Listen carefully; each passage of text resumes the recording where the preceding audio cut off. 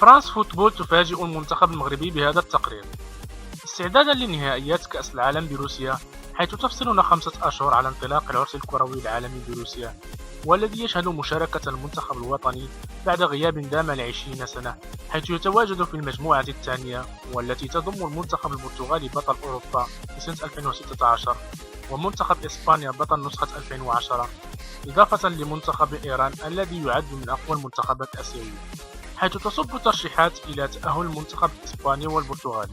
لكن بالنسبة لمجلة فرانس فوتبول فالأمر مختلف، والمغرب هو الأوفر حظوظا ولو على سبيل الخيال. وكشفت مجلة فرانس فوتبول الفرنسية الشهيرة مقالا تخيليا لأطوار المونديال، حيث أبرزت فيه تأهل المنتخب الوطني المغربي على حساب المنتخب البرتغالي، حيث سيفوز على إيران بهدفين لهدف مقابل فرصة التعادل مع البرتغال بدون أهداف، قبل أن يتعادل مع إسبانيا بهدف لمثله.